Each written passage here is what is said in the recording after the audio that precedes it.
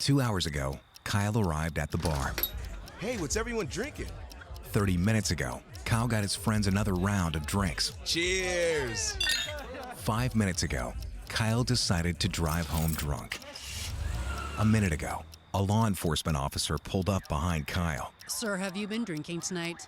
A chain of events that began 2 hours ago is about to change Kyle's whole world. Drive sober or get pulled over. Paid for by NHTSA. Hi, I'm Andy Staples from Andy and Ari on 3, and another five-star quarterback just entered the transfer portal.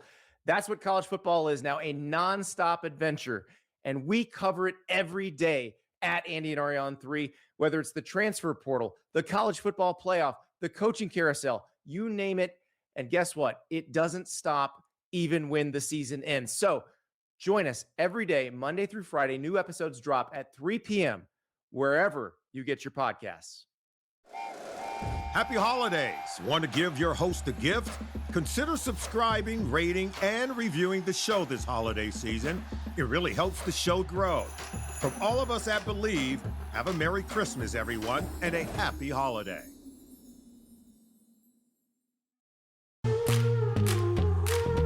Welcome to Heaving Bosoms, the podcast where two best friends recap romance novels while wrapping up this year and loving these boys.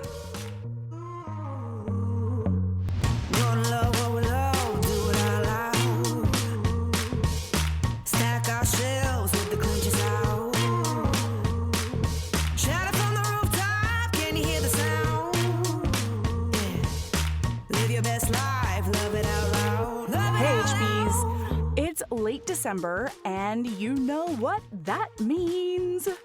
It's reading embrace time. Send in your emails, add your comments to the group spreadsheet, free your carrier pigeons, whatever, by midnight on Monday, January 5th to be included. Yes, I don't have my shit together.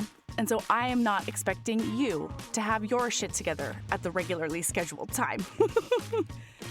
All right, this Friday on Patreon and our Apple Podcast subscription, I'm telling Sabrina all about the final 2 books in the Stage Dive series by Kylie Scott. And it's a great time to sign up because we're in the final days of our holiday sale on Patreon. So check it out before December 31st to get 25% off any membership. We've already got some incredible people supporting us on Patreon, and I get to shout out a bunch of new ones right now. Welcome to Frida, Nicole S., Haley, Vanished, Arte, and Olivia T. Today, we're back in the world of the Game Changers series by Rachel Reid. And I just realized once we do this, we will have talked about every single book in this series, whether it's on the public show or on the bonus feed. I love it so much. I'm like late to the party, but boy, am I enthusiastic. So here's part 1 of our recap.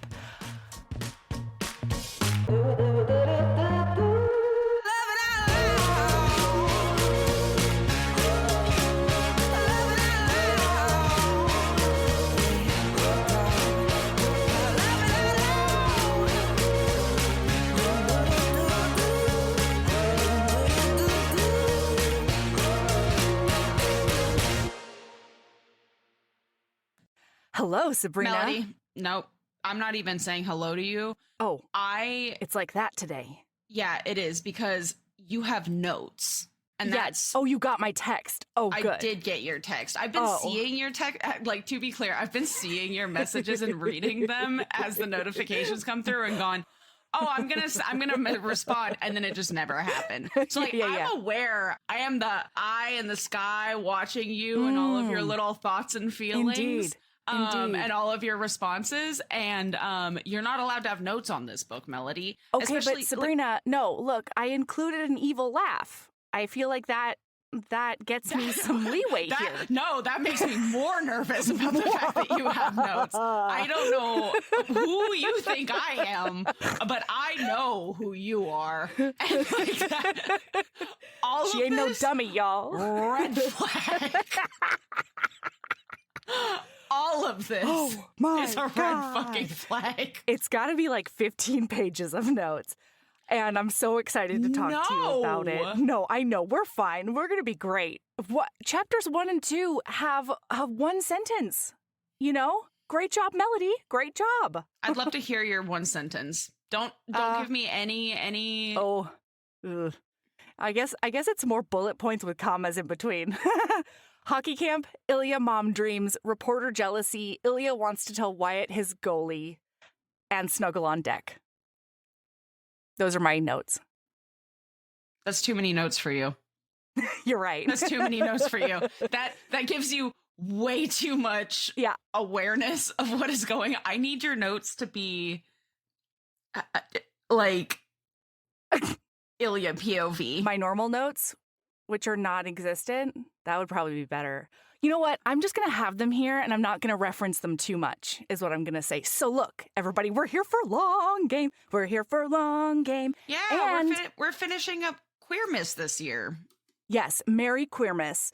Also, this comes at the perfect time, kinda, because Heated Rivalry just got picked up for season 2. It was announced officially. I'm so excited. We're getting long game in this hot format where they just nail every single thing they try to do. You know? I forgot. So I went back and looked at my notes, and this is only the second or third time I've read this book. And reading it, I am remembering why. It's hard. This book is so heavy. Like, content warning, listener, on depression. And I'm not going to call it suicidal ideation, but like flirting with it a little bit. I'd say flirting with suicidal ideation, or like more like an apathy towards not dying. Yes, absolutely. Is what it kind of really is. It's an apathy towards not dying in a very vivid way. Yeah, in a very visceral way, for sure. Yeah. So listener, we had to reschedule this because we realized that our recordings were in the wrong order. And it was such a blessing in disguise because I didn't realize how much of Ilya's overall mood and, just struggles I had been slurping right into my body, It was exacerbating some issues I was already dealing with. And so I took a break from this to read a bunch of other ridiculous things. And coming back to it, I felt a lot better. But yeah, it's heavy. It's heavy. Yeah, and it's heavy in a way that, how sometimes you read a book and you're like, oh, this person has anxiety, but I don't really that's not really the way I process anxiety or like this person has depression, but it's not how I have depression. Yeah. Ilya's depressed. Like, it's not spot on, but it's one of the closer spot ons for depression. And I was like, Yeah. And it's so interesting because when people talk about the long game, when I have talked about the long game in other conversations, that is never something I think to bring up. You know what I mean? Depression? Yeah, because the rest of the book is such a soft place to land, I think, that I end up sort of forgetting the very visceral way that I feel Ilya's feelings when I'm reading it. And yeah. That's a great question. How many times have you read this, Mel? If I had to guess, Sabrina, okay. Because you're talking about this like you've read it multiple times. Over the course of when did this book come out? Well, I didn't meet this book until we started doing this. Oh, I'm aware. That's why I'm asking, because you're talking about it. Yeah. Because I read it when it came out. Yes. And you've read it 2 or 3 times, I heard you say, right? Is that correct? Yeah. So this came out 2022. Sure. Yeah. And in the over roughly the course, 6 weeks that I've known about this book. In the course of the last 3.5 years that it has been out. Yeah. I'm just curious, how many times have you read it, Mel? Well, it's between 5 or 6 is all I'm saying. Oh my God, Melody. I mean, also, but Sabrina, okay, I need you to look me in my eye and tell me that you don't understand that I'm reading it in a much different environment than you did, with all the heated rivalry, all the video that I can glom onto and everything. Like the fever pitch is real. That's just so fascinating to me because, like, when I get in those fever pitches, I don't want to go back to the thing. Like, I am a voracious little asshole who's like, but more. But more. Yeah. But more. Yeah. And so, like, I go looking for other things that give me that same vibe. Mm-hmm. I mean, I also have been doing that. Yeah. No, yeah. have you? Well, we have rescheduled this a lot also. I'm not defending myself to you, okay? We're done with that because my actions are super normal and totally fine, okay? And, like, here's the thing. I've never actually glommed onto something like this the way I have to Heated Rivalry. And I say that having only watched the episodes in the watch party, right? But this is how I think maybe people thought when Bridgerton came out, and I just didn't get it. But I also didn't watch it for like a year and a half because I don't know why. I'm like, sometimes I get in these like very contrarian moods where I'm like, it's just, everybody's talking about it. Like, I'll just figure it out from them. I'm 10,000% the person that, like, I don't mind liking something just because it's popular. So it's not like the hipstery, like, no, I don't like it now because it's popular. You know what I mean? Right, like, I right. liked it but like, the more people tell me you need to watch this, you need to read this, you need to do this thing. Sure. The more people who say that and push it, the less likely I'm going to do it because then I'm going in with the highest expectations because of all of these things. And I really fucking hate that because 99% of the time, well, like that's what happened with K-pop, Demon Hunters. I loved the movie. It was really like, I really enjoyed it. I liked it much better after it was less everywhere constantly because I've seen it. Right. Actually, I've only seen it 1.5 times now because I'm a social watcher and we didn't watch the whole thing the second. But I enjoyed it already the second time more through because people had like I'd had like 2 months of nobody screaming at me that I needed. And like it was a good movie. It's a very enjoyable, but like it wasn't. I went in expecting fucking fireworks to happen in your body. Yeah, and I was like, it's good. Yeah, totally.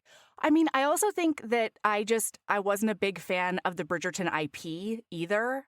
And so I think I've never read them.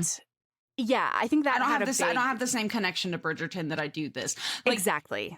Honestly, now I just want whole series. Like if they did Serena Bowen's True North series, I would be a feral little goblin. Like, I love it. There are just so many things that I do have that connection to. And I'm really hoping that this is like the start of, this. A wave. And Red, White, and Royal Blue when it came out a few years ago. Yeah. And like, I want more contemporary romance. Yeah. You know what I would love to see? I think it would be maybe a nightmare to make, but I would love to see a TV show adapt one of the worlds. I think Serena Bowen has done it actually a couple times. One of the worlds where like, you know, a bunch of authors write within the same thing so that those like authors can Pennyverse also or like Serenaverse or something. Yes. Yeah. I think that would be really, really cool because then we can even uplift more authors at the same time, you know, directly and not just if you like Heated Rivalry, you'll like. I am anti at this point streaming services for the most part, just because they're fucking assholes. And like, why are you? It's awful. Why do I pay monthly for you to give me ads? I said this fucking 13 years ago too. I was like, you just fucking wait. We're going to end up with 15 streaming services that are online and they're going to have ads even though you pay monthly and like all of these things and like whatever. And like, look at us now, baby. Here we are. I don't even know half of the streaming services name. People are like, oh yeah, I have blah, blah, blah through my Costco, Amazon, Walmart membership. And I'm like, sure. Okay. I've never even heard of that streaming service. But anyway, the point is I want a Passion Flix that is not run by a monster lady. I want a fucking studio and a streaming service that is just doing nothing but is nothing but romance. Nothing but these specific types of adaptations. Yes. Okay. Like quality, like it follows the book, the authors involved, and like I guess the authors involved, they actually I guess the enjoy authors involved with other like passion flicks and stuff. But like these are serious budgets. This is a high quality adaptation, and like I want this. I want more like this. I want more like Red, White, and Royal Blue. I want more like Bridgerton. That's what I want. Who out there? What angel investor out there wants to fund that? You know, right? And no, please. Also, give me a job. I'll be your developer. I'm just putting it out there. I want first in on being the developer for whatever. They're gonna get so many Alien recommendations. Don't even play with me. Let me put my resume out there, future angel investor. Like I'm also a GIS specific web developer. So like I can do like maps. We could do interactive maps and stuff on the website too. It'd be it would be so cool, you know? Yes, absolutely. Look, we said no banter. It's book only, and we're 13 minutes in. Here we go. So, Ilya, we open up. Go fuck yourself, Melody. Go fuck yourself. I think that's one of my favorite bits. Derailing us and then blaming it on you. It's the best. It makes me so happy. It's so gaslighty. It's really funny. Do you like how this time I didn't even like give you a weird look? I didn't even give you a like in the background like how dare you or like have a witty repartee about. No, it's just go straight for the jugular. Fuck yourself. Listener, do you see what I have to deal with here? It's abuse. Is what it is. Oh my God. I'm sorry I love it so much. We open up at summer times, and they are doing their second year of the camps. So basically, the whole first 2 chapters is watching them run these camps, watching Shane be Shane, worried about every single detail, and Ilya be Ilya. Oh, hey. Also, this is a huge content warning. I don't know how deep we'll get into it in this recap, but if you go read the book, huge content warning on disordered eating and disordered eating thinking. Oh, interesting. Yeah, okay, I didn't pick up on that, and normally I do, but yeah, I agree. That can definitely be he doesn't have a specific. he doesn't have like anorexia or bulimia or anything like that, but like he's on a very strict performance diet. Shane is, and he talks about it all the time. Oh my God, and the way he talks about it is like woof. So like just a huge content warning on that one as well. Yep, you're totally right. So we're watching them like live at Shane's condo in Montreal. They're so cute. And it's so cute to watch Shane be Shane, you know, in all the most annoying, boring ways. And Ilya just like love him to death for it, you know? Not in spite of it, but for it. Even with all the needling and everything else, because he's constantly making fun of his diet. He's constantly making fun of, you know, a bunch of things. But he's also there to, like, get him away from the laptop and give him a snuggle and be like, we're going to do this and it's going to be great, you know? So I thought that was interesting rereading this, all of the foreshadowing for what happens at the end of the book. Yeah. I didn't clock it the first time through, not even close.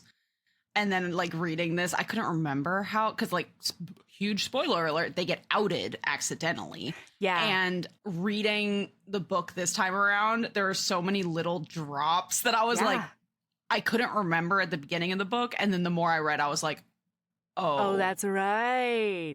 Oh, no. Yeah. The first drop in this one is because Hayden's working the camp with them. And so we get a lot of, like, lunchtime interactions or on the ice interactions. And Hayden is late to lunch because he had to assure his youngest kid that Chompy the alligator is in his car in his backseat. Dad accidentally drove away with him. And so they had like a FaceTime call with Chompy the alligator.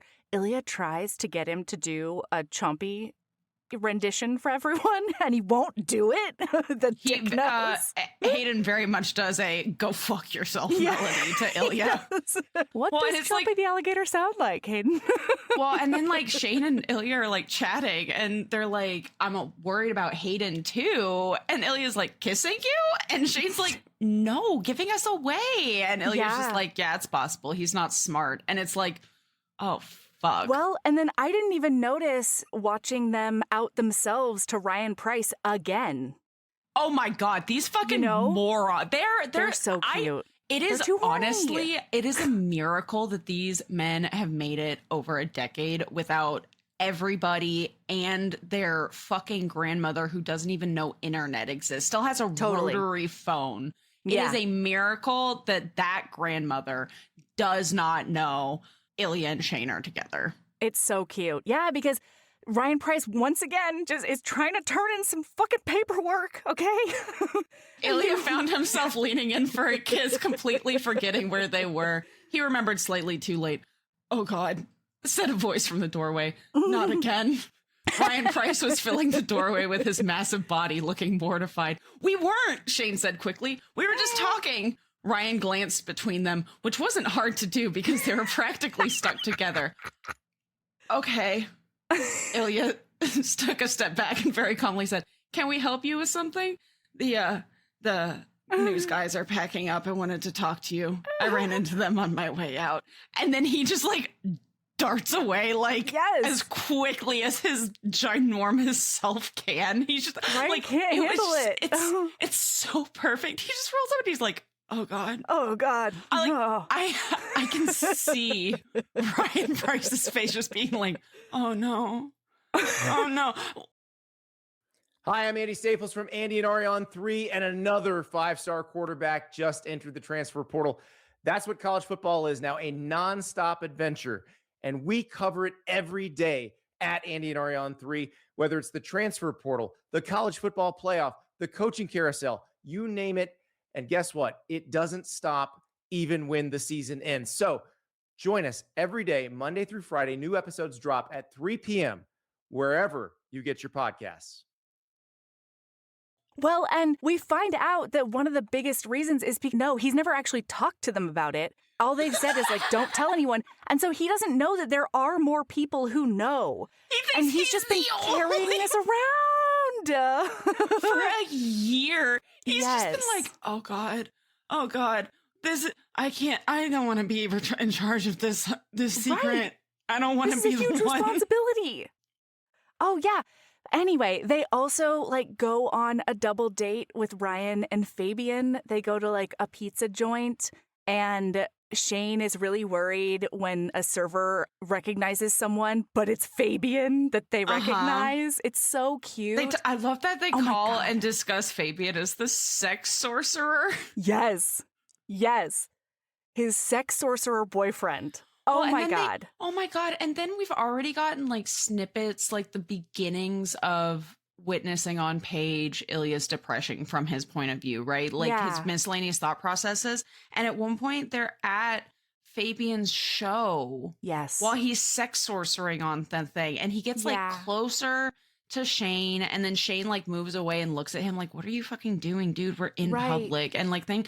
And then Shane puts his arm on Ilya's back or something, something. And he blooms like a flower in the sun, finally, right?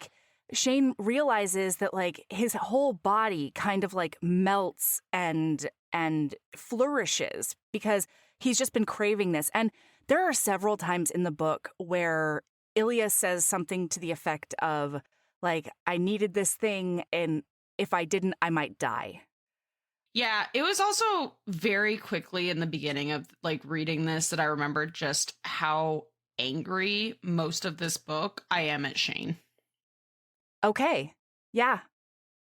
And then I forgot that he even says the quiet part out loud later in the book where he's like, Ilya's given up so much. Everything. And our whole relationship has been me fitting him into my life. Uh-oh. Pause. Yeah, I'll be right back. Okay. Ooh, I can't wait. Do you think she's putting on her Ottawa Centaurs shirt? Maybe. Who knows? This is an audio medium, predominantly. But, I mean, I would love it, so that's worth it. Yeah, she did. I called it. Ottawa Centaur shirt, yeah. Rosanov. Yeah. I even had it sitting out. When I did laundry, I set it on my dresser. Like, don't you fucking dare forget to put on your fucking Ottawa Centaurs jersey or shirt or whatever. I'm so sad that was a limited release. It's such bullshit. Man, maybe if you beg her hard enough, she'll do another limited release, you know. Wait, that was Rachel Reid? Yeah, this is a Rachel Reid shirt. Oh, bah. Yeah, this is a canon Ottawa Centaurs logo. Wowee. I mean, I love stupid? Aren't they so stupid? I wish that the hooves had skates on them, but that's okay. Yeah. So anyway, he left Boston. He's now on the worst fucking team in the league. They cannot win to save their fucking life. And my biggest thing with Shane, because I agree with you, I was pretty mad at Shane, but it wasn't because Ilya gave up all those things, right? And it probably isn't for you either. It's that Shane, like in the first few chapters, he resents Ilya for not caring that he's on a shitty team. He thinks to himself, God, I miss actually competing against Ilya. Oh, how dare you, There were just so many times where, like, Shane, I can tell that you were pampered isn't quite the right word, but you were a pampered only child. Honestly, what came out of this for me, and you're not Maddie, the main character. Right. Shane. This is real life. Yes, absolutely. Well, Muddy has kind of reframed the whole book for me when she, in the watch party, talked about Shane as like a sweet, sweet autistic angel. And I was like, holy fuck balls. I don't think that's a bad read. You know, like he's so focused. He's so, everything is him and hockey, right? And I don't know, like he's weird in social interactions. There's a lot of like anxiety that way. I don't know. But I wanted to try and give Shane a pass just because Ilya does what a lot of us with mental health issues do. And he masks it. He hides it, even from the closest people to him, right? He's worried about messing things up with Shane. He's worried about Shane figuring out that it would be way easier to be with another guy than to be with his arch rival. And like when he finally comes to, he's gonna end it with Ilya. And he's got all of these like, you know, terrible, intrusive thoughts happening. But he doesn't feel like he can share it with Shane, not because Shane is necessarily a bad partner, but because there's too much going on inside him to feel safe enough to do that. And as a partner, it's tough to check in with somebody, to be around somebody all the time and have them tell you straight to your face, no, I'm fine. No, I love my team. My team is wonderful. The organization is great. And Ilya doesn't talk about how much it sucks to lose all the time because he wants to make it as sunny for Shane as possible. Yeah, but even on top of that, Shane, how do you not realize that your boyfriend doesn't have any friends? Oh, that's tough. I didn't think about that, Sabrina. Yeah, that was the other thing with Shane. There's just so many things that, like, he has blinders on and like, he's so stressed about, like, and I get it. They're stressed. I mean, I've never been in the closet like this, but, like, he's not even in the closet as gay anymore. Like, he's out of the closet in this book, listener. Right. But, like, he is so stressed about them. And, like, I get it. He has tunnel vision, but also, like, woof, bud. No, I know. Because they have these conversations where Ilya will say, I was thinking about like telling my goalie, Wyatt, about us because like he's a friend or whatever. And in that conversation, Shane doesn't connect that to the fact that Ilya wants his own support network. He is like, oh, that's one more person. And it's a person that Shane feels like he has no control over. Well, and not only that, at one point when Ilya makes a comment about not having people who know kind of thing, because they have like the conversation like in passing a little bit at the beginning, but at one point they do have a serious conversation. And Shane, this little fucking lug nut of a human, I know, looks at Ilya in his beautiful face and says, well, you have my parents, right? Shane, right. And he does, and Ilya knows that, and Ilya appreciates that. It's not the fact that he's like begrudging that, but at the end of the day, when push comes to shove, they're not going to be on Ilya's side, probs, you know? Like that's not, they're very biased. Oh my God. I know, Shane is, a lug nut is really good. I enjoyed him, like, it's wonderful, but like, there's so many times that I could have punched this little lug nut in the face. I totally agree, yes. Anyway, so they, like, we can't even, there's a lot of hot sex, listener. I'd like, that's like just the default that I'm going to say. There's like maybe a few specific ones that we'll touch on, but like, that's it. Because like, so we just many don't sexes. have time. There's a lot of sex in this book. Good. They're so good. They're never boring. It's so good. It's really good. So the season opens, they're back. Have you ever looked up how close Montreal and Ottawa are? I think I looked it up once and then never went back and I think they're like a 1.5, 2 hour drive. 1.5, 2 hour. Okay. I think. So it is the Montreal home opener. They just won their third Stanley Cup. They're doing a banner raising ceremony in the stadium. And they're like, hell yeah, let's fucking go. Like, we're going to do it again, baby. Let's do it again. They want a dynasty. Yeah. Yep. Oh, 2 hours and 40 minutes. That's much longer than I thought it was. Okay, so far enough that, like... We'll get 2.5 hours. So, yeah. Yeah. That makes it a lot more... Oh, but we did have a very, very smart cookie on Instagram be like, I wanted them to just, like, get a house in the middle. Even if it's an extra residence where they can both drive to and meet. She said, like, it's just such an obvious option. Shane literally has a history of buying an entire building, buddy. This is what I'm saying. This is what she's saying. And genius. Okay? Yeah. So, yeah. And then we do, like, a hard cut to Her name is Kate, I think. Sorry. Ottawa opener, where the crowd is half empty. There's hardly anybody there. Boy, it's a drag.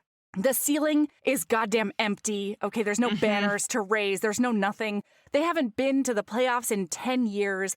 And it's almost, I think the thing that drives Ilya the most nuts is that the best parts about the franchise are also what contributes to his biggest pet peeves. Because the fact that they all love each other, even though they're not like a winning team, right? There's a lot of really wonderful things about the team, the management overall. They're very accepting, all of that. But it's almost become a joke that they're such a losing team. And Ilya, throughout the book, is more and more frustrated because he's like, I see all of the pieces. Stop we have all of the pieces. Exactly. Stop accepting it. We can be a winning team. This doesn't have to be part of our identity the way that the players have made it. Because, like, a couple of the guys have only ever played for Ottawa. And so, like, yeah, they're on an NHL team, but, like, in Ottawa only. Yeah, you also have to look at it, though, because, like, they've only played for there because, like, where are they going to get traded? It's not like people are like, Ottawa, give me your people. Like, they... I know. Exactly. Oh. So anyway, but it is also clear that the meat and potatoes of the culture of the team is excellent. Best team in the league. Yes. Absolutely excellent. Well, and like, what a slap in the face that Ilya is on it. Because that's like the other thing is Ilya can't even be out as bisexual. Right. Because he spends so much time with Shane. People would put it together. Put the pieces together. Yes. And like, and we see that multiple times in this book that like, and when in the book he before. starts to come. Oh, yeah, with like Svetlana. Which we will have talked about on Patreon already as of the time this comes out, I think. And we talked about books 4 and 5 on Patreon. You'll have to remind me what I'm you're rereading. talking about. 5 right now. I'm rereading Role Model again because I just love it so much. I love Harris and Troy so much. And yeah, we get that scene in Role Model where Ilya takes Troy out to the NHL gay bar. And then afterwards, he comes out to Ilya, and then Ilya comes out as bisexual, and he sees Troy immediately. Put the pieces together. Immediately. But he's like classy enough not to say it out loud. Well, because that's the one thing that is keeping people, because people now still are like, why the fuck did he go to Ottawa? Yes. Like, he was just king of the fucking world in Boston. Like, he could have, you want to talk about a dynasty? Like, Montreal would not have a 3-win dynastic whatever, because the fucking Boston team, I can't think of their actual names anymore. What are their names? It doesn't matter. The Bears. Bears. Yeah. So for context, if you're not watching the show, listener, they changed the names. And so like, I'm just all fucked up on what the actual, except for the Centaurs. I'll never forget that. I'm really devastated that they're going to have to change the name of the Centaurs for the show for season 2, because like the Ottawa Centaurs is just such a what a quality. It's perfect.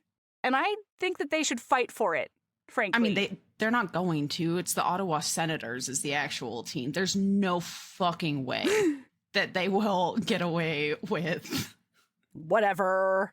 Anyway, so yeah, one of my favorite lines in the book, it's such a throwaway line, but somebody is chirping at Ilya on the ice, being like, I don't know why, what the fuck are you doing here?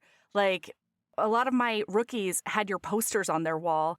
And then Ilya's like, well, next time I pick a bad team in a boring city, I'll pick your team.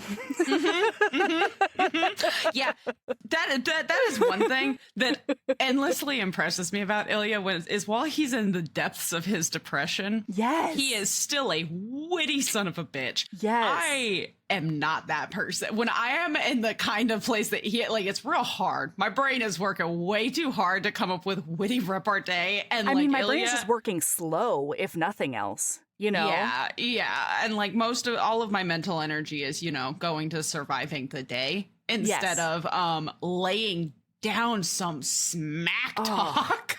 And like shooting from the bottom. You know what I mean? It's a gift. It's hard to smack talk on the worst team in the league.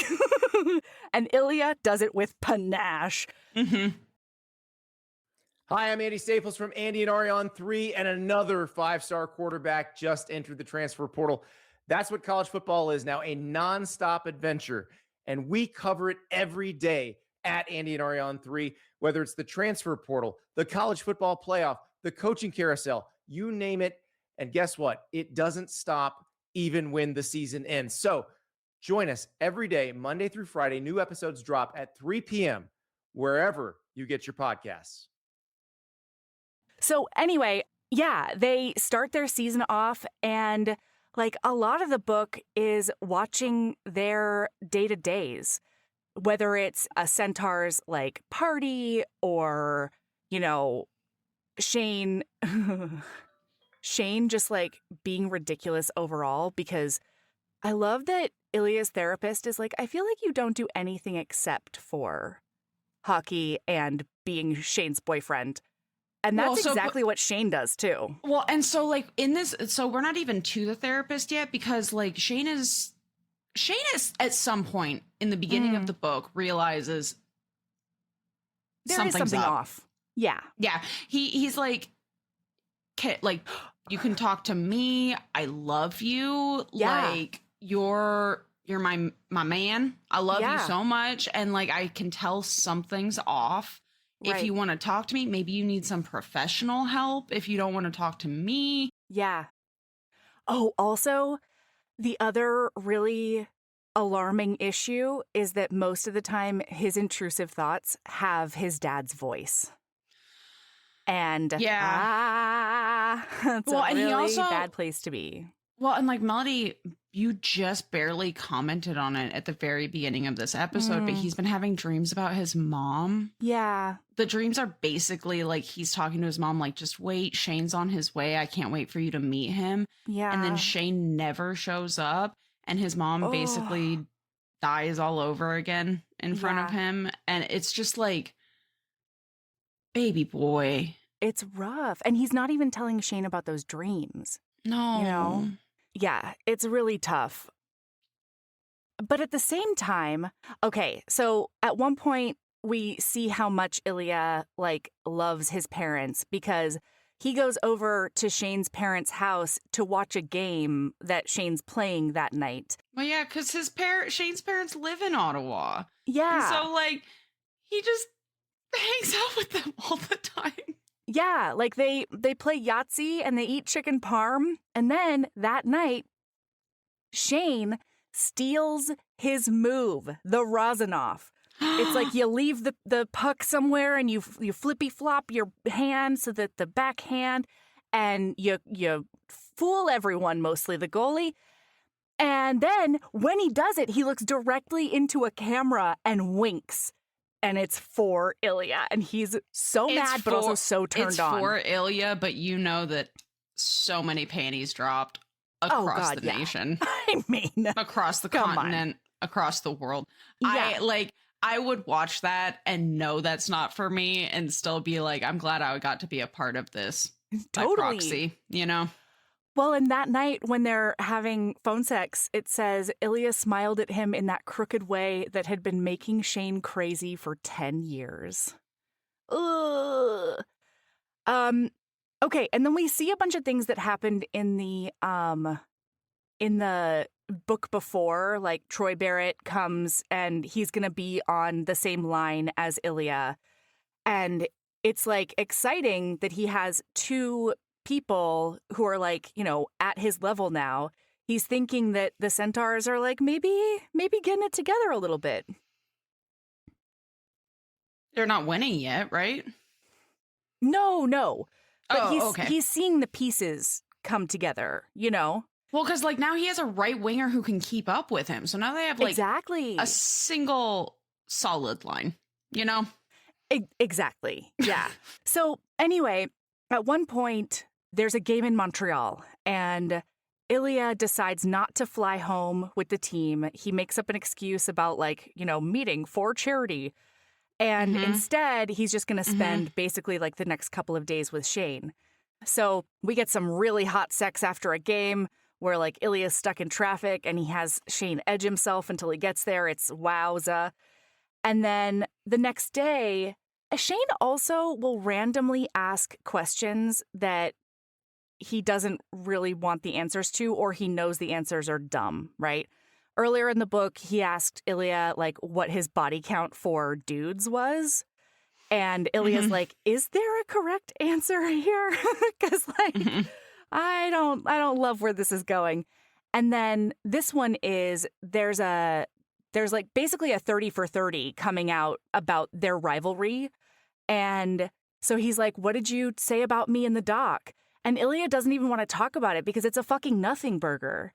He can't say anything that he wants to say. And basically when he like finally kind of snaps at Shane, he's like, I told them everything that like your teammates could say. I told them everything that like a fan from Illinois could say. I didn't tell them that like you're my everything. Yeah. And that's what I wanted to say.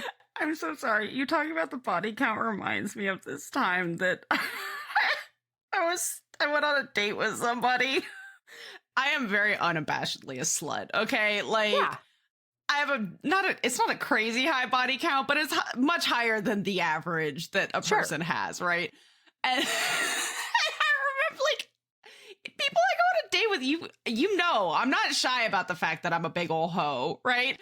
And yeah, you gotta let them know up front. They kept pushing, and I gave them a number, and they were shocked. And I was like, what were you like, what were you hoping for? What was the right answer? Like, exactly. What's the right answer here, buddy? Like, I don't know what to tell you. I'm sorry. Like, you won't stop asking. And I just remember their face. They were like, And I was like, stop pearl clutching, bro. Like, what? What Sorry, is your deal? It just made me laugh. And I think, like, I just laugh every time because I'm like, if somebody tells you they're a slut, believe them. believe them.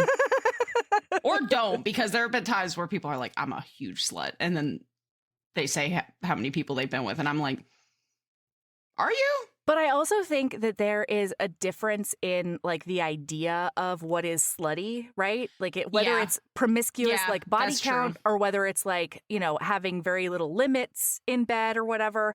A lot of people have different definitions. So I do understand that too. Oh, I do too, because it's contextual, right? But if you're talking specifically body count, like, oh yeah, I have like a huge body count. It's like 12.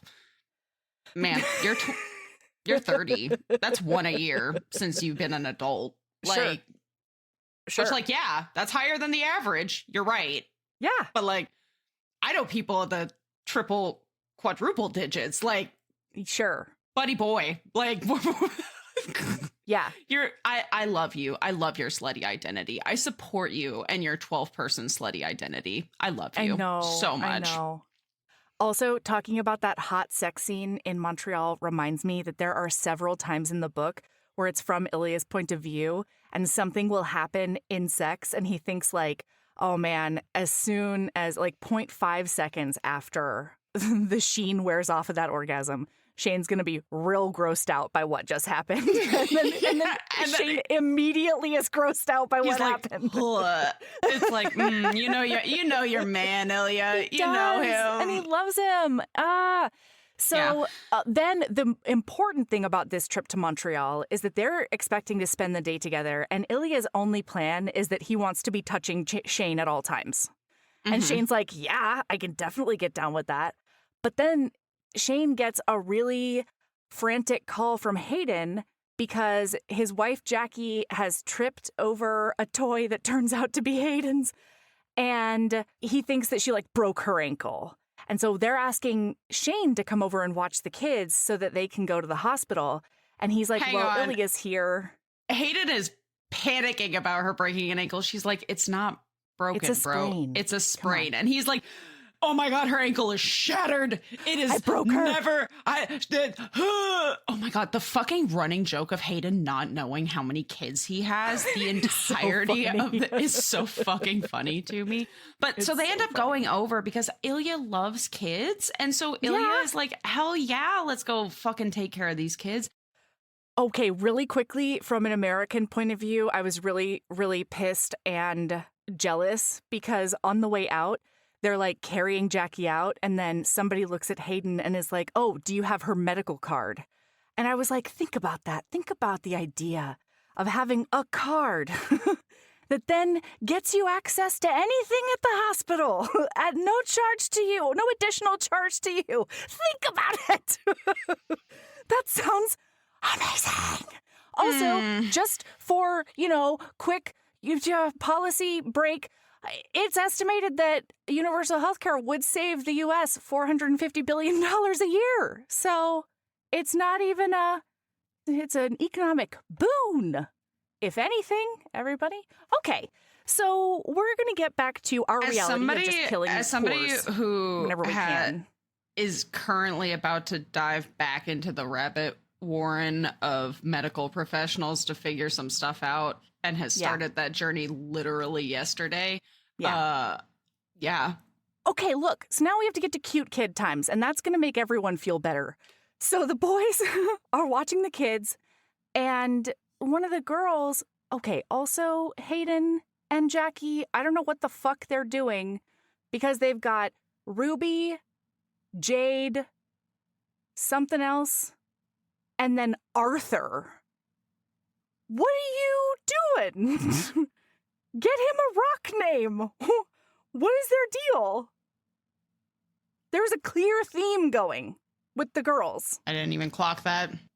Oh, it's Ruby, Jade, and Amber is what it is.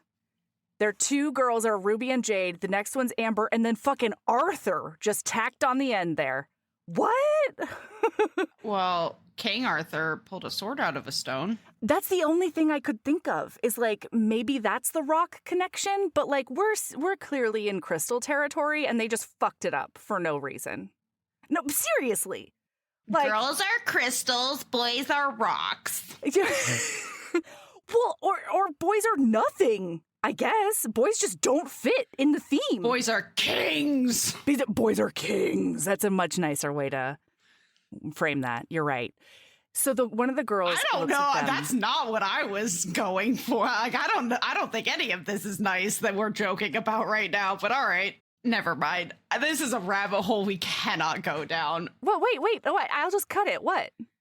I'm making jokes that, like, why are you differentiating between your boys and girl or boy and girls? Yeah. And so it's like I don't want boys to be kings and girls to be pretty possessions. Like, no, totally. Yeah. Okay, I guess we're talking about funny in the same ways, but like different feelings about it. Yeah. Because I mean, it's funny as in not directions. ha funny. It's just like the fuck funny, you know? Oh, you are coming from the fuck fun. Okay. Yeah, Gotcha. absolutely. Are you kidding? My son's name is Ember. Like, yeah. Yeah, no, I know. So anyway, one of the girls looks at them and they're like, Are you a couple? Are you together? And at the same time, Shane says, We're friends, as Ilya says, mm-hmm. And then the girls decide to do a wedding ceremony for them. And they get little plastic rings. And they have a wedding. They get all dressed up in, like, you know, ridiculous costumes. Everybody does. It's so cute. And it's like fun until they're standing in front of each other and a child is saying and some version of a wedding thing. Yeah. And it suddenly gets like very real for both of them. And they decide to treat that night like their honeymoon. Just because. It's so cute.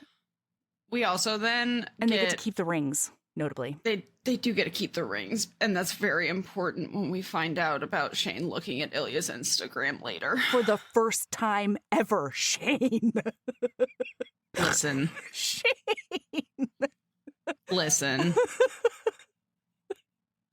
Listen. I'm not going to defend Shane, but I'm not going to put Shane down for it because that would be self-flagellation. No, I hear that, but also, like, you didn't even one time open it up? There's a dude right now, right, who I've gone on a couple of dates with. We've spent a couple of nights together, and we get along real well. I don't even know if he has social media. I don't even know if he has a Facebook. Yeah, darling, but you're not 11 years into a situationship and 3 years into a long-term relationship with that person, which is where Shane's at. Listen. It's weird to have never looked at your partner's social media. One time in 11 years? I don't know, Shane. Wow. And I'm a non-social media person, really, as much as I can be. I guess you're correct, but like I am not going to. Like, I've looked at Michael's shop social media. That's different. How? It's probably more interesting. Tell me literally how. Listen, I'm not going to talk about. No, point out a way it's different. I'm not going to talk about how much time I spent, even though I do not have Instagram downloaded, how much time I spend ignoring everything about Instagram except for looking up my local team. So, like, and they use it for different purposes, for sure. Shane uses his Instagram just to, like, put out official team stuff. You know, he basically just like reposts his team stuff. And then, but he knows Ilya has talked about it to him that Ilya posts other things. And Shane, when he's talking about it, he kind of brushes it off as like Ilya just like posts random things up there, you know? And so he has an awareness that Ilya is putting things up that are curated in some way, that are not like, you know, just official hockey, blah, blah, blah. And yet he has never looked at it. That's wild. That's wild. Anyway. I'm not going to sit here so that there's a sound bite that can be used against me in 11 years that says, like, so you never did look at my social media, even though you did agree with Melody 11 years ago that it is weird. Okay, fair enough. So I'm not going to put that out there into the universe, but I'll just look at you and go, Totally. Mm-hmm. Yeah, and that night, it's really sweet because not only do they treat it like their honeymoon, Ilya Mary carries Shane into the house, but they also, Shane at one point admits like a couple of moments there with the kids, it sort of felt like looking into their future. And Ilya is so excited about that. It's like one of the first times Shane has verbalized any kind of interest in having kids or like a bigger family. And Ilya's just like so stoked about it. So this is also when Shane asks him, like, I think sometimes you might be a little bit sad and I don't know what you need, but I want you to know that I'm here. Hi, I'm Andy Staples from Andy and Ari on 3, and another 5-star quarterback just entered the transfer portal. That's what college football is now, a nonstop adventure. And we cover it every day at Andy and Ari on 3, whether it's the transfer portal, the college football playoff, the coaching carousel, you name it. And guess what? It doesn't stop even when the season ends. So join us every day, Monday through Friday. New episodes drop at 3 p.m. wherever you get your podcasts. And then Shane Ilya leaves. throws a Halloween party. Oh, I was going to skip that. What? I know. I want You're to. right. We should. I don't know that we can, though. You know what I mean? There's a Halloween party listener that is super cute Ilya because dresses up like a gladiator. We can't go into that much detail. He does, but he sends it to Shane, and Shane ends up so fucking horny that he drives from Ottawa in the middle of the night when the party is over with a butt plug in so that he can fuck Ilya and be back at practice at 7 a.m. the next morning. Yeah. Continuing on. It's so the best.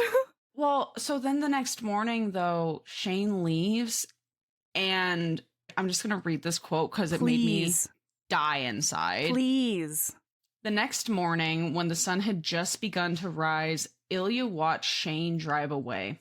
Oh. He stood on his front step for several minutes after, staring in the direction the car had gone and shivering in his gym shorts and t-shirt. Then he went inside, closed the door, and burst into tears.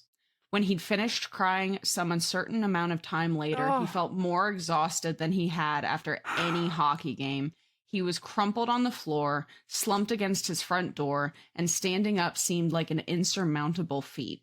He decided that, yes, he probably should get some professional help. Yeah. And that's the end of the chapter. And it's just like, I was so proud of him in this moment. Because, like, that's not an easy thing to admit, even if you're not from a country where it is seen as a weakness. Yeah. And like, a hockey culture where it's also seen as a weakness. Yeah. Yeah. Uh-huh. Yeah. And so he finds a Russian-speaking therapist, and that's pretty exciting. It seems like they're going to have a really good rapport, and it feels really good to speak Russian. And Ilya says, I don't have any Russian friends at all. He doesn't have a single Russian teammate, and the one Russian friend, Svetlana, he's completely lost touch with because he feels like he can't tell her about his relationship with Shane. And so one of the big hallmarks of, especially when Ilya thinks about his hockey career, is that he's a completely different person in book 2 than he was in book 1. In book 1, he was the one organizing the parties. He was the social guy. He was the one getting everybody out and having fun. He was banging his way across the country or the continent as much as he could. And in book 2, he's so isolated. And it's weighing on him to the point that, like, he doesn't really even go out with his teammates for, like, really casual celebration beers. Or. Like, at one point, a rookie's like, are you coming out to, like, Monk's tonight? And he's like, I can't do it. No, I'm not doing that. Yeah. And also, very importantly, the Centaurs get a team puppy. And Ilya is so in love with it. This is, like, the happiest he can remember being when he's not with Shane in forever. Yeah. Like, he's like, maybe I should get a dog, but, like, it's so obvious that he needs a dog. How do I get a dog? I'm a hockey and I'm all over the place. I know, I travel so much. Like, and that's fair. That's fair. But also, oof.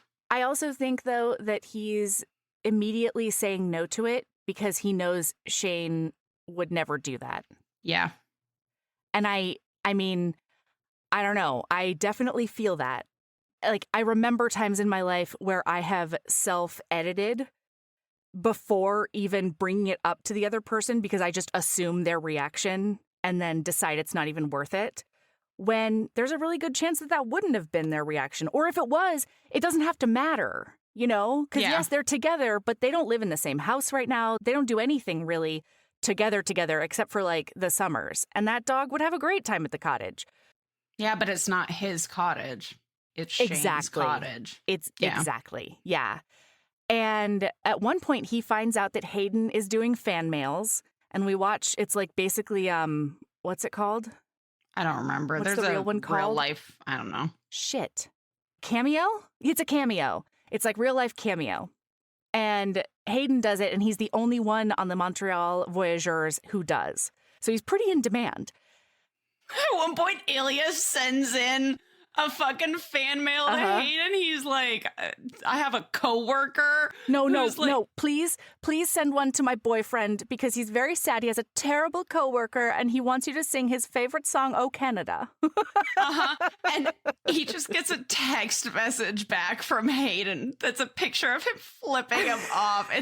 I like those nails. Thank you. Oh, they got little shinies on them. They're very cute. I just put some dip over on different places on some press-on nails. That's even better. Yeah, it's pretty fun. You got a little fancy going on. Yeah. I like that. Anyway. Thank you. So then we come basically back around. It's another year, right?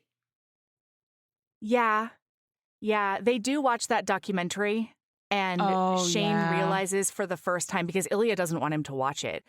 Ilya doesn't want him to watch the moment where Shane's big accident happens on the ice when he gets like just wrecked by Ilya's teammate.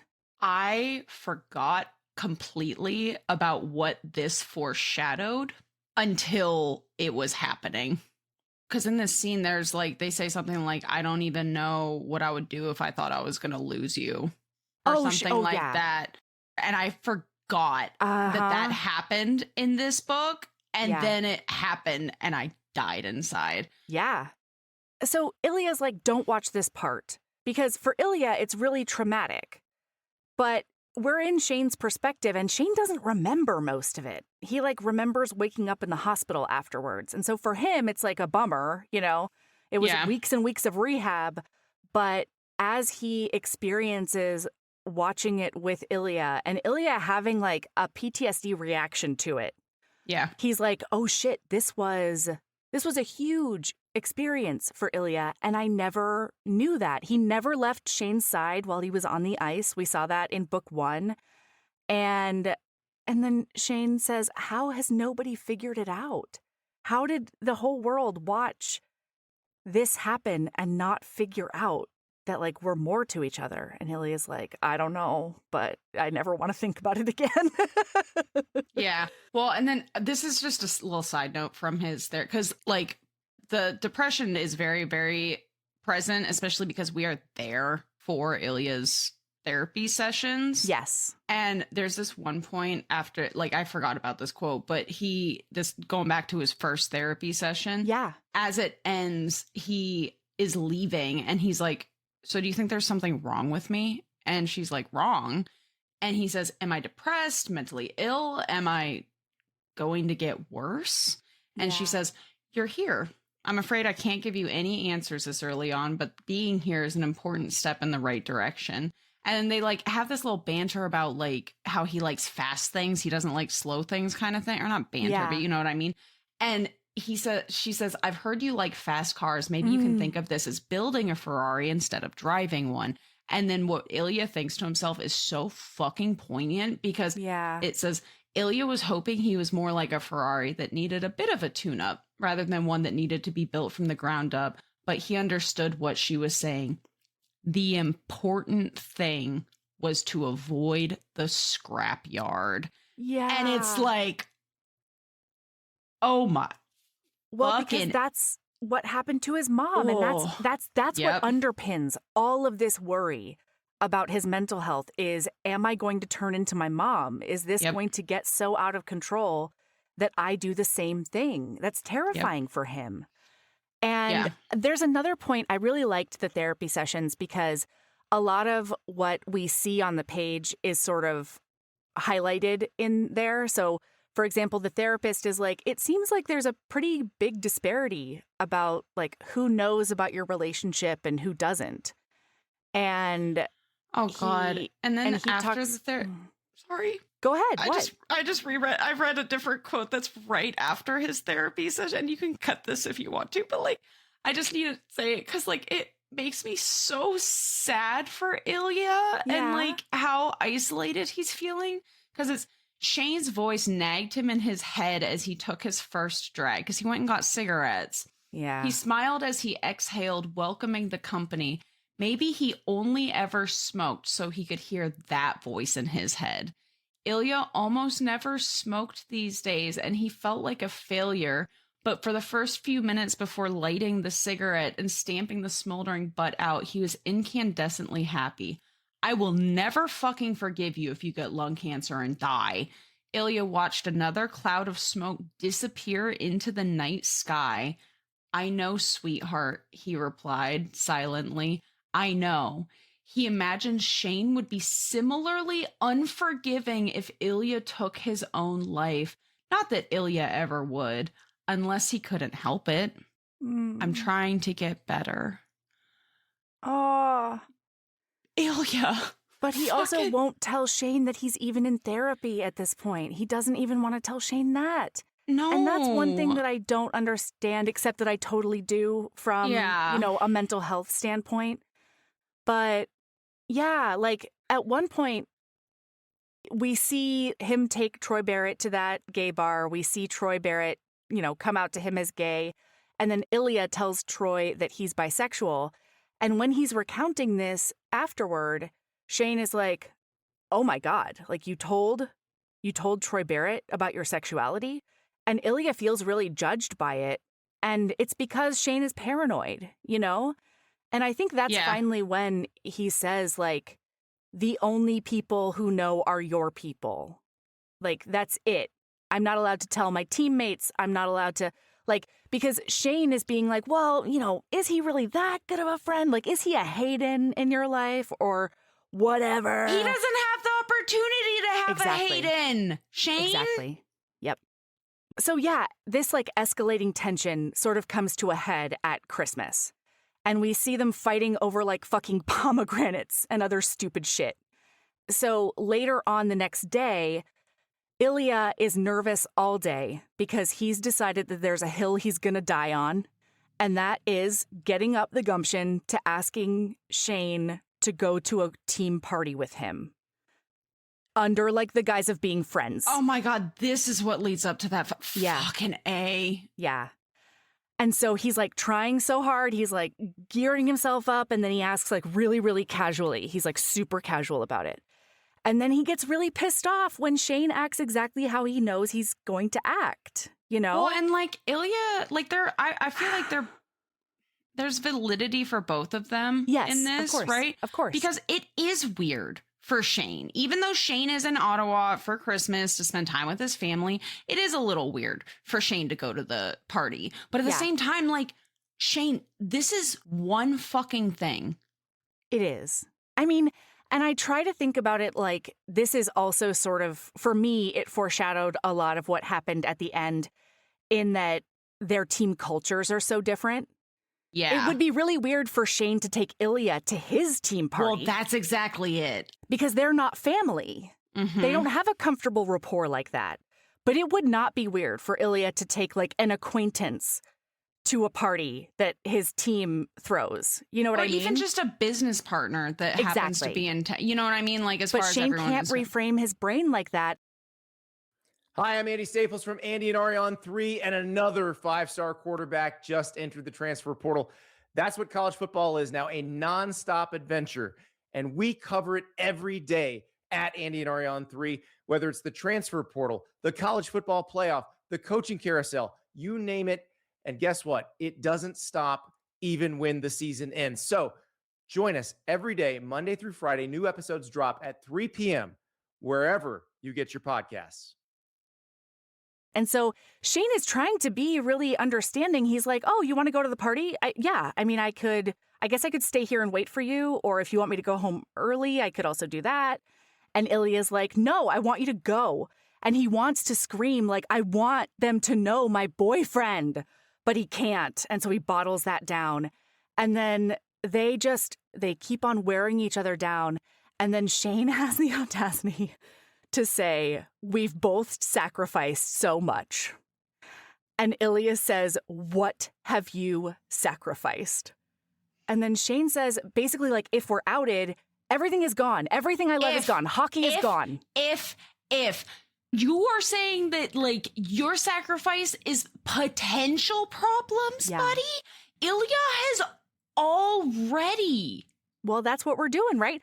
And so he says, everything is gone if we're outed. And then Ilya says, everything. And he's like, well, no, not everything, but like hockey is pretty important to me. And then Ilya says, no shit. And then Shane says, oh, fuck you. Sorry, I still want to win cups instead of smoke weed with my teammates between losses. Oh my God. And then Ilya says, you wouldn't even choose me, would you? Yeah. If it is between me and hockey. Of course I would, Shane said. Though not as confidently as Ilya would have liked. Yep. Ilya steadied his face and saw Shane flinch. Would you? Shane tilted his chin up defiantly. Would you choose me? Ilya let the question hang in the air, his whole body trembling with rage. He couldn't believe Shane would even ask that after everything. Ilya didn't want to fight. He was exhausted and miserable, and his boyfriend was breaking his fucking heart. Quietly, in a voice that couldn't disguise his pain, he said, I already chose you, Hollander. Yeah. Shane. And then he says, go home, please. And Shane is so upset and ashamed and confused. And the more he reflects on that conversation, the dumber he feels. Good. He's now putting the pieces together that, like, are blaringly obvious to everyone else. And he's sure he's ruined everything, basically. And he says that he hasn't been paying attention to everything Ilya has given up for him. Meanwhile, he's, like, super comfy in Montreal with a whole support system and a fucking dynasty. And this is where Shane thinks to himself, our entire relationship is all about Ilya fitting into my life as easily as possible. Yep. And then he calls his mom to catastrophize a bit, which I understood and related with. And I love that even now his mom is so fucking for real, because he's like, maybe I should just drive back to Ottawa right now. And she goes, well, when did you text him? And he's like, 20 minutes ago. She's like, okay, or you could be cool for like one time in your life, which is a sick mom burn. Yeah. So then this is when he finally looks at Ilya's Instagram and he realizes he's not putting up random ass bullshit. He's putting up like the balance ball that Shane was standing on that like Ilya made fun of him over. He's putting up the rings, the fake rings that they got married with the kids. He's putting up the foosball table that Shane got for him for Christmas. And he realizes that Ilya's entire Instagram is basically a secret diary devoted to their relationship. Mm-hmm. And he just like sobs into his hands. Like it's all just like crashing down on Shane right now. Yep. Meanwhile, Ilya's turned off his phone. He didn't go to that party to get any more support. He couldn't do it.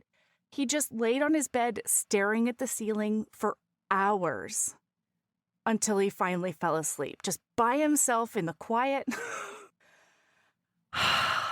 It's rough. It's rough.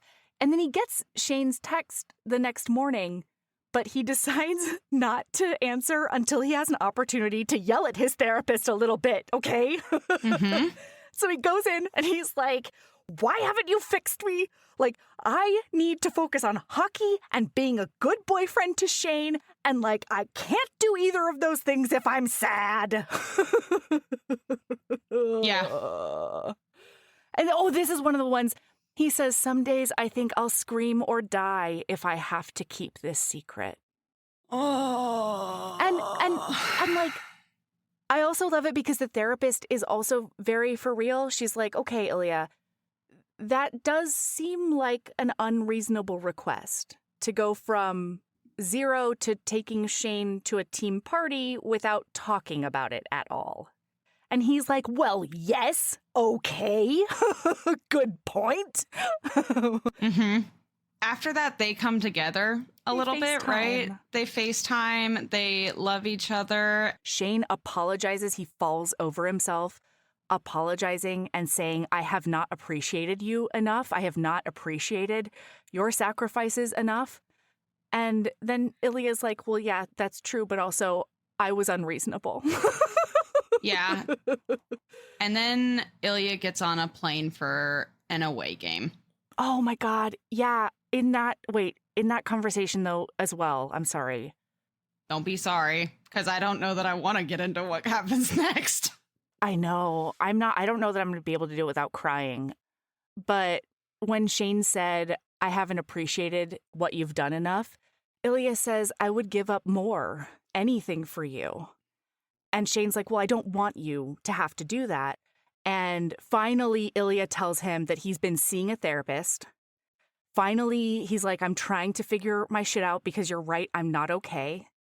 And they decide to sort of table it in a loving way until they can see each other again, because they both have like away situations that are long and terrible and blah.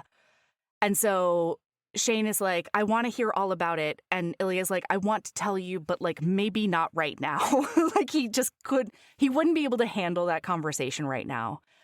Yep. And so they have an away game.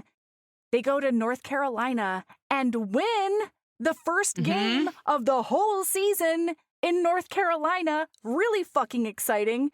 Yep. And everybody is so stoked to like party about it on the plane to Tampa Bay, which is their next stop. We see this for the first time in the book before.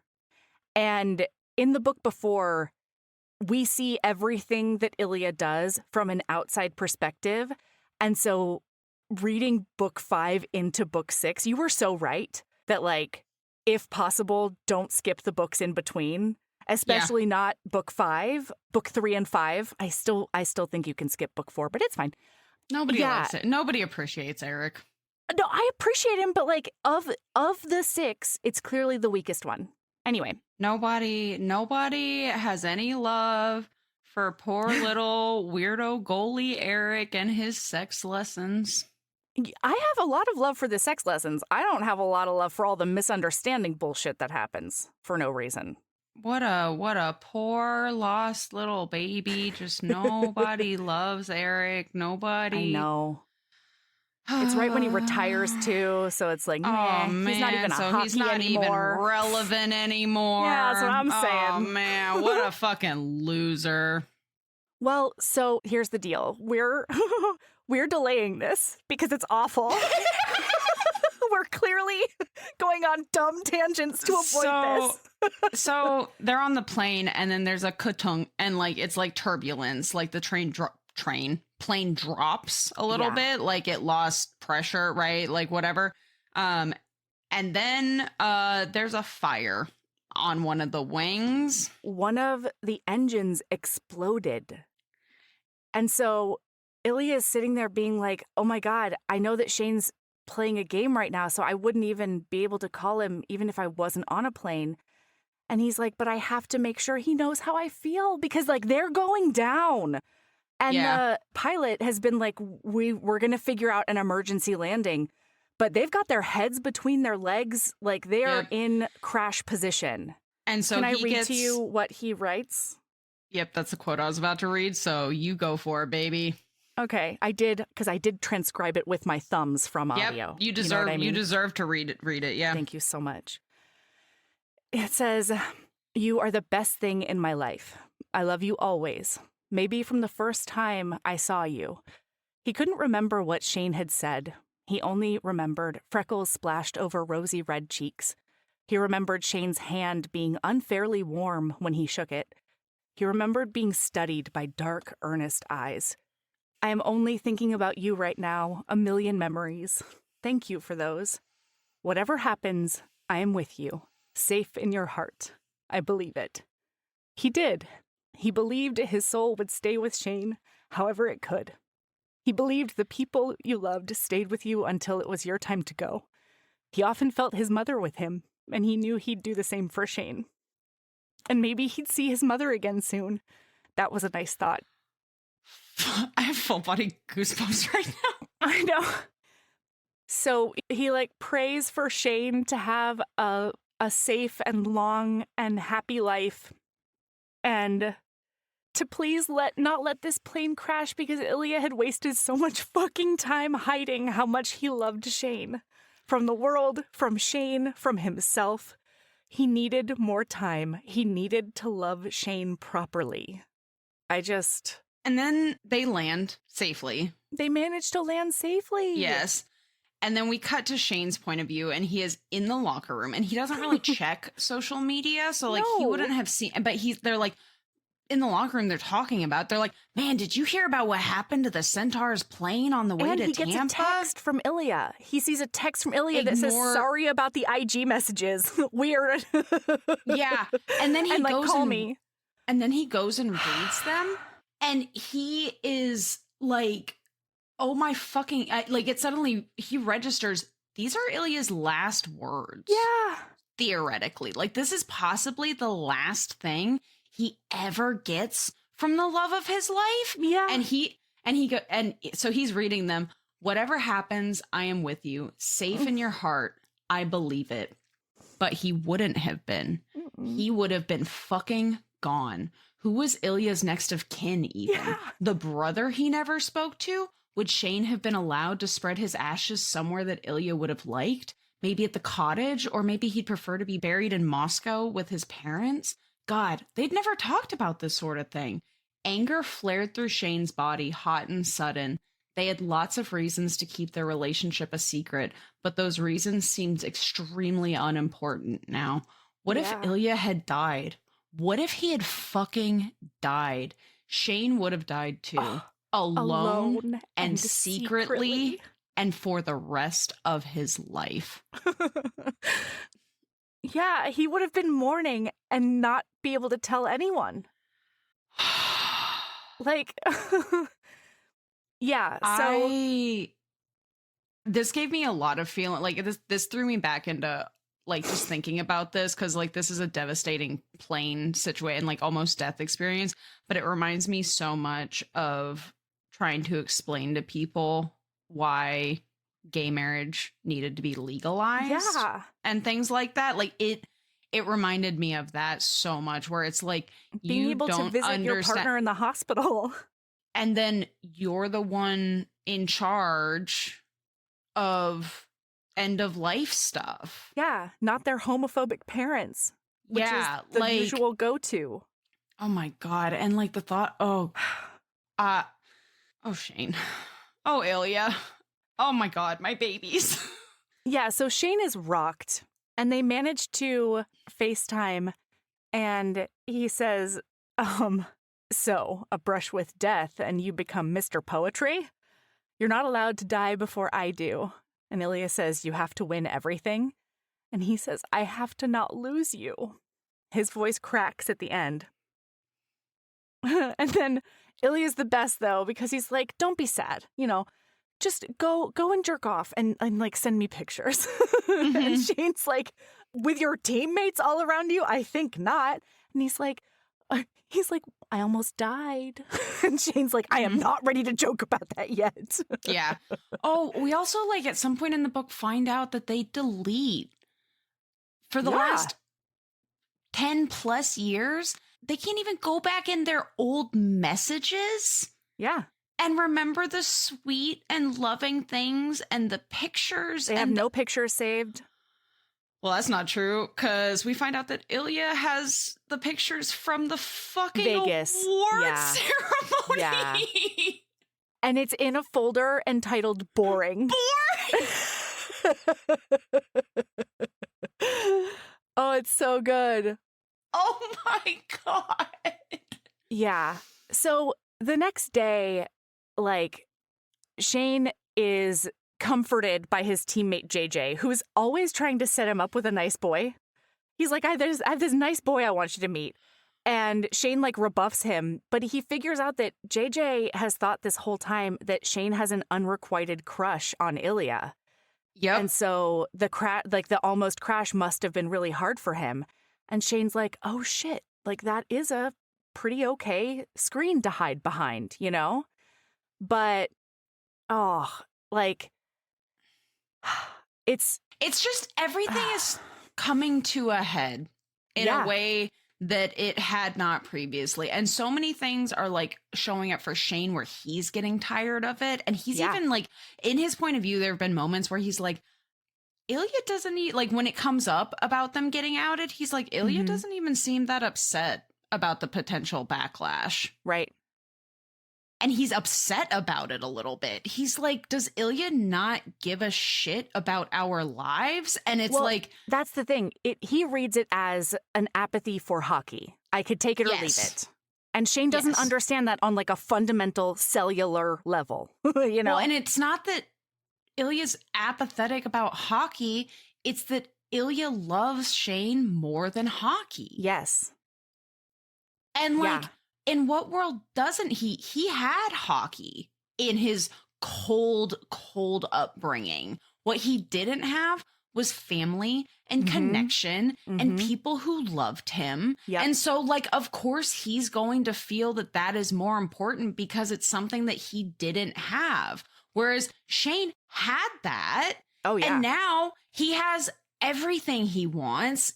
He just has to keep it a secret. Yeah. And Shane is also the personality that, like, loves a challenge. He loves, like, doing the hard thing in order to get the reward at the end. Hiding actually doesn't hurt his personality very much, whereas it does with Ilya because Ilya is such an extrovert. Well, and also because Ilya is secretly just such a soft little cinnamon he's just such a romantic. Yeah. Like. Yeah. So when Ilya gets home, he walks up and Shane is at his house. Shane opens the door and Ilya, like, smooches the ever-living fuck out of him. They're just, like, making out on the front step. And finally, Shane pulls him inside and is like, follow me. And so he takes Ilya into, like, the living room and it is just covered in candles. Every space has a candle on it. And Ilya's like, are you trying to burn my house down? Yeah, it was beautiful and weird. Are you trying to burn my house down? They're electric. Fucking relax, Razanov. And the parallel that Ilya immediately draws is when he told Shane that in a few years, I'll take you down to the boathouse and it will be covered in candles. And Shane's like, that seems like a fire hazard. And he's like, they'll be electric. Fucking relax. And he tells him, like, that's how he would propose. And then Shane goes down on one knee. He says, I've been doing a lot of thinking. We've wasted so much time. Years of denial, then years of hiding what we are to each other. I don't have a plan for anything beyond this, but I know what I want. There's nothing in my life that matters to me more than you, Ilya. I choose you, Ilya. I promise I always will choose you. Will you marry me? And it's the best. And Ilya says yes. And then they have hot sex on that floor right there. Oh, it's delightful. Yeah. And most importantly, though, Shane is like, they make a plan. They're going to finish this season because the end of this season is re-signing. Right. They are Shane's a free agent after this. Shane's a free agent, which Holy means balls. like, well, they'll figure it out from there, right? But they're going to come out this summer they're going to get married this summer. And it's all Shane's idea. Yep. This is all Shane's idea. And that's crucial for Ilya. Yes, I did have a moment though there where and I totally understood Ilya being ecstatic, but also worried I'll that believe it when I see it. When he comes down from this horrifying, this goes along with that whole thing of don't make big decisions. Yeah. Don't make big decisions during really highly emotional whatevers. Yeah. And a near-death experience certainly is that. Yes. I very vividly remember reading this the very first time, not knowing what was coming and being I was worried that the climactic point in this book was going to be Shane essentially going back on doing it, right? Yeah. And that's Ilya's biggest fear, for sure. Mm-hmm. He's almost bracing himself for it.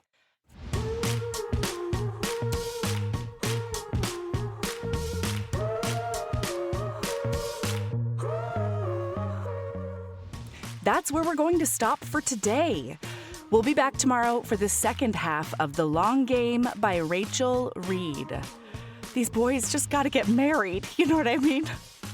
Heaving Bosoms is produced by us, Melody Carlisle and Sabrina Bradley. Editing is done by me, Melody Carlisle. Our theme music is by the incredible singer-songwriter Brittany Fonts, and our art is by the ultra-talented author Kate Pryor.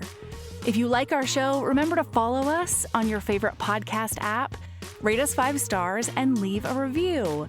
That one small action is a huge way to help the show. If you want to get in touch with us for advertising inquiries or anything else, you can email us at heavingbosomspodcast@gmail.com. If you want more of us, visit patreon.com/heavingbosomspodcast. You can also find us on Instagram at Heaving Bosoms, on TikTok at Heaving_Bosoms, and in our Facebook group, the Heaving Bosoms Geriatric Friendship Cult. See you tomorrow.